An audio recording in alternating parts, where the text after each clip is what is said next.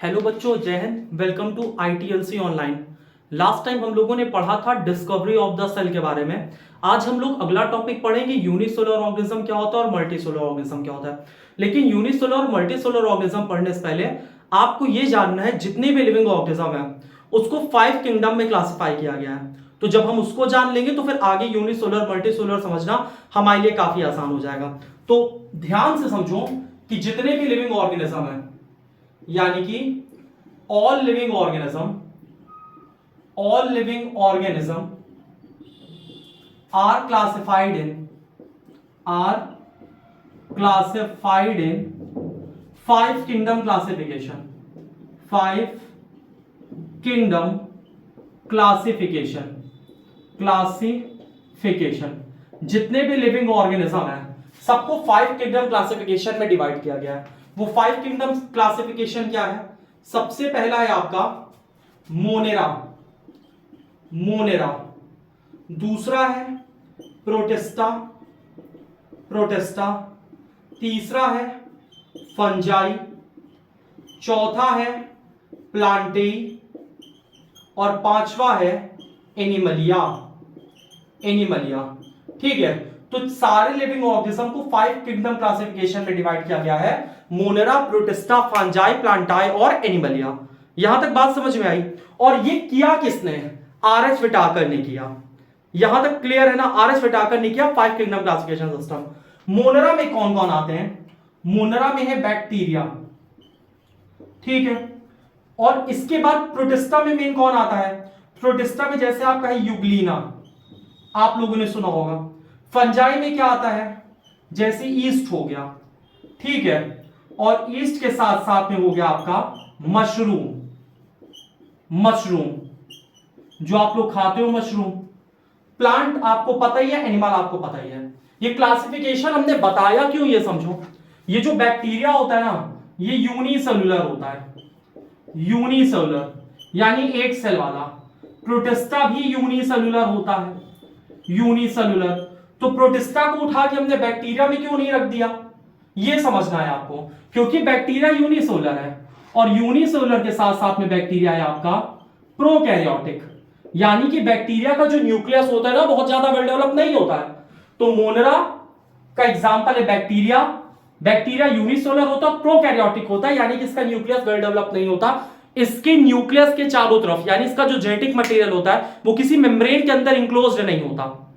जबकि जो प्रोटिस्टा होता है ये भी होता यूनिसेलुलर है, लेकिन ये यूकैरियोटिक होता है। ये कैसा होता है?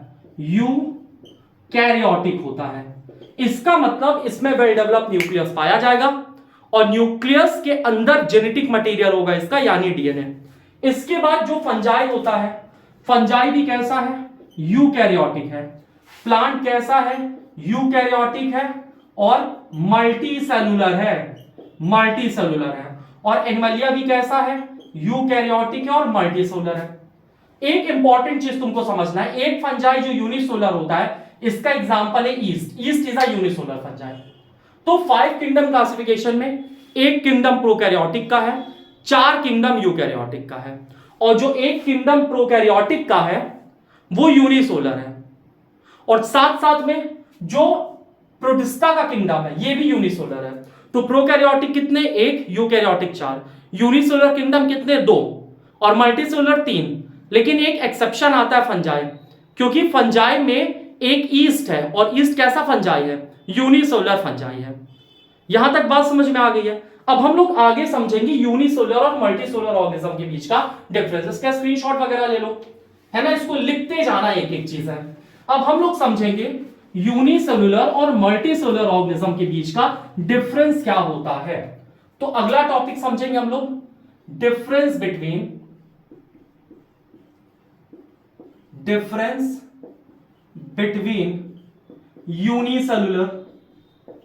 Unicellular and multicellular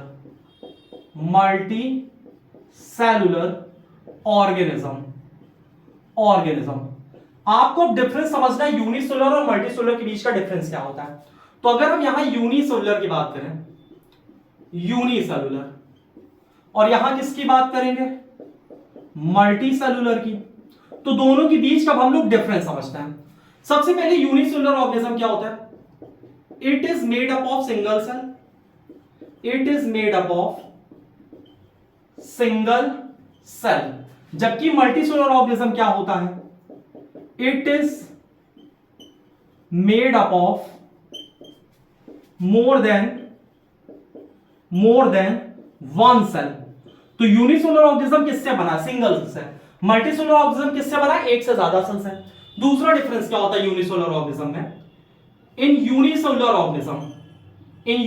organism, UNO का मतलब यूनिसेलुलर ऑर्गेनिज्म, ठीक है, आप इसको पूरा लिख लेना। In unicellular organism all function perform by single cell. Unicellular organism में सारे फंक्शन एक ही सेल परफॉर्म करता है, जबकि मल्टीसेलुलर ऑर्गेनिज्म में क्या होता है? Different cell perform different function. तो यूनिसेलुलर ऑर्गेनिज्म में बच्चा क्या है? Different function. यूनिसेलुलर ऑर्गेनिज्म में एक ही सेल सारे काम करता है, जबकि मल्टीसेलुलर ऑर्गेनिज्म में अलग अलग सेल अलग अलग फंक्शन परफॉर्म करते हैं। तो इससे होता क्या है? यहां पे हमको डिवीजन ऑफ लेबर नहीं दिखता, division of labour not seen, यानी कि काम बटा हुआ नहीं दिखता। जबकि यहां पे क्या होता है? Division of labour present.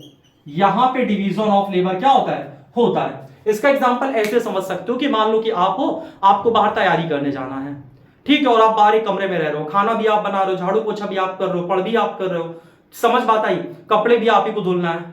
तो जब सब कुछ आपको करना रहेगा तो क्या आप कोई चीज बहुत अच्छे से करने पाओगे? नहीं करने पाओगे, समझ बात आई। लेकिन क्लियर है ना, आप कोई काम बहुत अच्छे से नहीं करने पाओगे। लेकिन जब आप मल्टीसेलुलर हो जाओगे, यानी आपकी शादी भी हो गई, तो अब डिवीजन ऑफ लेबर हो गया, आधा काम उधर बढ़ गया, आधा काम उधर बढ़ गया। अब भी झाड़ू कौन करेगा? आप। पोछा कौन करेगा? आप।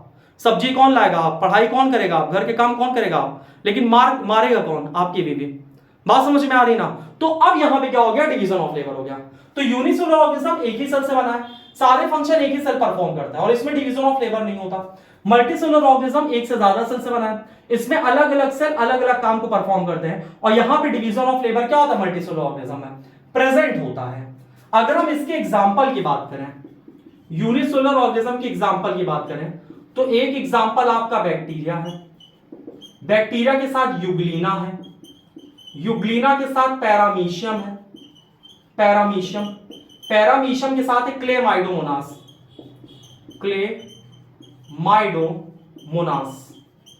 अब यहां पे आपको यूग्लिना के बारे में एक चीज जानना है। Euglena is the connecting link between plant and animal. Euglena plant और एनिमल का कनेक्टिंग लिंक है। ऐसा क्यों है? क्योंकि जब तक यूग्लिना सनलाइट में रहेगा अपना खाना खुद से बना लेगा, और जैसे ही सनलाइट गई ये हेटेरोट्रॉपिक हो जाएगा, यानी यूग्लिना ऑटोट्रॉपिक हेटेरोट्रॉपिक दोनों मोड ऑफ न्यूट्रिशन शो करता है। जबकि मल्टीसेलुलर की एग्जांपल की बात करें तो बहुत एग्जांपल है। एक तो मशरूम हो गया, ठीक है, प्लांट हो गया, एनिमल हो गया। यहां तक कोई प्रॉब्लम तो नहीं है? नहीं होनी चाहिए यहां तक प्रॉब्लम। अब आगे की बात करते हैं, इसको रफ करते हैं और यूनिसेलुलर के बारे में एक दो पॉइंट और हम लोग समझते हैं, ठीक है, कि यूनिसेलुलर ऑर्गेनिज्म कैसे सारे काम खुद ही करता है, इसके बारे में हम लोग समझेंगे। देखो यहां पे जैसे ये अमीबा है, अमीबा के सामने ये खाना आ गया, तो अमीबा यहां से एक फिंगर लाइक प्रोजेक्शन बनाएगा जिसको बोलते हैं सूडोपोडिया। सूडोपोडिया, इसका एक और क्या नाम है? फॉल्स फीट, ठीक है। तो सूडोपोडिया की वजह से अमीबा खाना खाएगा, फिर इसकी प्लाज्मा मेम्ब्रेन यहां से फ्यूज कर जाएगी और ये अंदर बन जाएगा फूड वैक्यूल, फिर खाना इसके अंदर डाइजेस्ट होगा।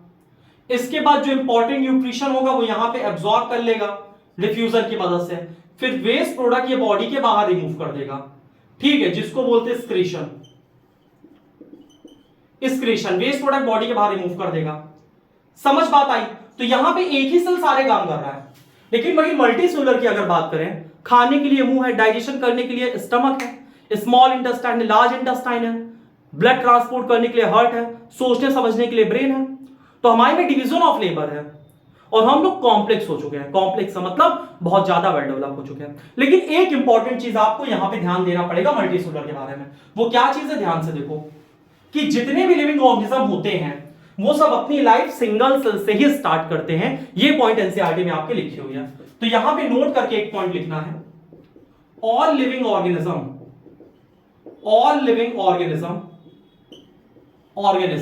मल्टीसेलुलर की भी बात कर रहे हैं, तो all living organism start their life from a single cell, और वो सिंगल सेल कौन सा है, जाइगोट। तो मल्टीसेलुलर ऑर्गेनिज्म अपनी लाइफ कहां से शुरू करता है, भले ये मल्टीसेलुलर हो गया, भले कई सेल आ गए, टिश्यू आ गया, ऑर्गन आ गया, ऑर्गन सिस्टम आ गया, लेकिन ये भी अपनी लाइफ कहां से स्टार्ट किया है, सिंगल सेल जाइगोट से। कैसे, अगर हम ह्यूमन की बात करें, हम लोग कैसे बने हैं, तो मेल गैमीट हमारे फादर की तरफ से आता है स्पर्म, और फीमेल गैमीट मदर की तरफ से आता है ओवम। इन दोनों का क्या होता है, फ्यूजन, इसको फर्टिलाइजेशन बोलते हैं। इसको क्या बोलते हैं, फर्टिलाइजेशन। और फर्टिलाइजेशन से क्या बनता है, जाइगोट। और जाइगोट कैसा है, जाइगोट है बच्चा सिंगल सेल। तो जितने भी मल्टीसेलुलर ऑर्गेनिज्म हैं वो भी अपनी लाइफ कहां से स्टार्ट करते हैं, सिंगल सेल जाइगोट से। अब अगला टॉपिक हमको समझना है कि जितने भी सेल होते हैं उनका शेप और साइज अलग अलग होता है, ठीक है। तो shape and size of the cell depend on the function they perform. तो जो साइज और शेप होता है सेल का, वो जैसा काम करते हैं उस पर डिपेंड करता है। तो अगला टॉपिक हम लोग क्या समझेंगे, shape and size of the cell. Shape and size of the cell depend on function they perform. जो शेप और साइज सेल का होता है वो उनके फंक्शन पे डिपेंड करता है। जैसे अगर हम साइज की बात करें तो साइज में सबसे पहले आपने देख लिया ऐसे वायरस के साथ आपने पीपीएलओ देख लिया, प्लूरोपिन्यूमोनिया लाइक ऑर्गेनिज्म। ये एक बैक्टीरिया होता है, एक बैक्टीरिया होता है माइकोप्लाज्म जो कि बिना ऑक्सीजन के भी सरवाइव कर लेता है। इसके बाद होता है टिपिकल बैक्टीरिया यानी जो नॉर्मल बैक्टीरिया होता है पाया जाता है। इसके बाद होता है बैक्टीरिया, ठीक है, बैक्टीरिया का देखना है। बैक्टीरिया के बाद आपको देखना है आरबीसी का साइज, रेड ब्लड सेल का। आरबीसी के बाद आपको देखना है यूकैरियोटिक सेल का साइज। तो ये चीजें आपको देखना है। वायरस की साइज की बात करें तो 0.022 माइक्रोमीटर होता है। माइक्रोमीटर क्या होता है, मिलीमीटर होता है 10 टू द पावर -3। माइक्रोमीटर होता है 10 टू द पावर -6। नैनोमीटर होता है 10 टू द पावर -9। इसको n और m से लिखते हैं नैनोमीटर। और एंगस्ट्रॉम होता है 10 to the power -10। Angstrom 10 to the power -10। तो आप लोग ये एक साइड पे लिख लेना, मिलीमीटर कितना होता है 10 टू द पावर -3, ठीक है। Micrometre 10 to the power -6, nanometre 10 to the power -9, angstrom 10 to the power -10। तो पीपीएलओ कितना होता है 0.1 माइक्रोमीटर होता है। माइकोप्लाज्म 0.3 माइक्रोमीटर होता है। टिपिकल बैक्टीरिया 1 to 2 माइक्रोमीटर होता है। बैक्टीरिया 3 to 5 माइक्रोमीटर होता है। आरबीसी हमारा 7 माइक्रोमीटर होता है। यूकैरियोटिक सेल 10 से 20 माइक्रोमीटर के करीब इसका जो साइज होता है वो साइज यहां पे देखने के लिए मिलता है। वहीं पे अगर हम शेप की बात करें, आप लोग इसका स्क्रीनशॉट वगैरह ले लो, ठीक है, इसको नोट कर लो, इंपॉर्टेंट है। आपके एनसीईआरटी में नहीं है लेकिन फिर भी आपसे पूछा जाएगा। कहां पूछा जाएगा, आगे की क्लास में। और एनसीईआरटी में एक लाइन लिखी भी है कि जो शेप और साइज है उसके फंक्शन पे डिपेंड करता है। तो इंपॉर्टेंट है थोड़ा सा, कुछ सेल के आप साइज के बारे में जान लो। अब हम शेप के बारे में बात करें तो शेप अगर आरबीसी की बात करें, ठीक है, आरबीसी के बाद डब्ल्यूबीसी की बात करें, आरबीसी का शेप कैसा होता है आपका, बायकॉन्केव, ठीक है। इसके बाद डब्ल्यूबीसी का कैसा होता है, इरेगुलर शेप, इरेगुलर या अमीबॉइड शेप, ये ऐसा होता है, ठीक है, ऐसा होता है आरबीसी। डब्ल्यूबीसी इरेगुलर या अमीबॉइड शेप ऐसा होता है। नर्व सेल कैसा होता है, long and branched, long and branched. ठीक है, चीक सेल कैसा होता है हमारे चेहरे का? चीक सेल राउंड या ओवल। ठीक है, इसके बाद ट्रैकीड्स कैसा होता है? प्लांट में होता है। ट्रैकीड्स का शेप कैसा होता है? इलोंगेटेड। फैट सेल कैसा होता है? ये भी राउंड या ओवल होता है। राउंड और ओवल होता है। बात समझ में आई? तो ये कुछ शेप है सेल के दिए हुए हैं, तो आप ये चीज लर्न कर लेना। अब थोड़ा सा हम लोग स्मॉलेस्ट और लॉन्गेस्ट सेल की बात कर लेते हैं। स्मॉलेस्ट सेल कौन सा होता है और लॉन्गेस्ट सेल कौन सा होता है, इसको थोड़ा नोट कर लो। हो गया है? चलो अगला हम लोग समझते हैं। लॉन्गेस्ट सेल कौन सी है? लॉन्गेस्ट सेल, लॉन्गेस्ट सेल है आपकी nerve cell. Nerve cell, nerve cell longest cell है आपके बॉडी के। जबकि अगर लार्जेस्ट सेल की बात करें पूरे ऑर्गेनिज्म में तो ऑस्ट्रिच का एग, ऑस्ट्रिच का एग। अगर ऐसी स्मॉलेस्ट सेल की बात करें तो आरबीसी है, और अगर मेल में स्मॉलेस्ट सेल की बात करें तो स्पर्म है। समझ बात आई? और अगर ह्यूमन में ही लार्जेस्ट सेल की बात करें हम तो ओवम है, जो कि किस में पाया जाता है? फीमेल में प्रेजेंट होता है। यहां तक चीजें क्लियर है? आपके एनसीईआरटी में एक टर्म दिया गया पिक्यूलर स्ट्रक्चर होता है सेल का। पिक्यूलर का मतलब स्ट्रेंज स्ट्रक्चर होता है। समझ पाता है? यानी किसी का फिक्स नहीं होता, सबका अजबे गजब शेप होता है, तो उसका मतलब होता है पिक्यूलर स्ट्रक्चर। यहां तक चीजें क्लियर है?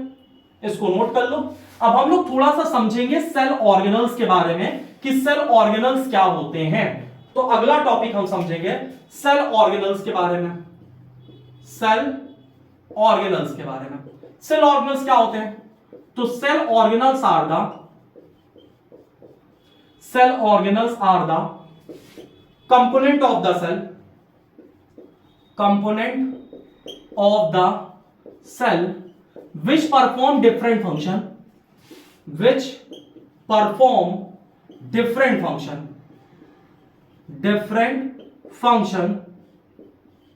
different function and help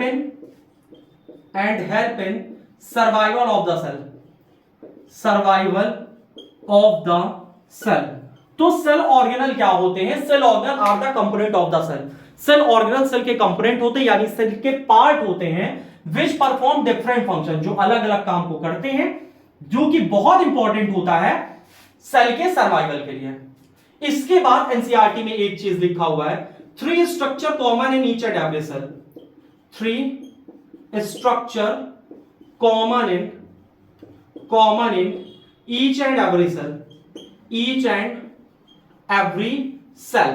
plasma membrane के जस्ट ऊपर दिया गया है, और वो 3 स्ट्रक्चर कौन कौन से हैं? सबसे पहला स्ट्रक्चर है आपका प्लाज्मा मेम्ब्रेन, प्लाज्मा मेम्ब्रेन। दूसरा स्ट्रक्चर है आपका न्यूक्लियस, और तीसरा स्ट्रक्चर है आपका साइटोप्लाज्म। यहां तक चीजें क्लियर है?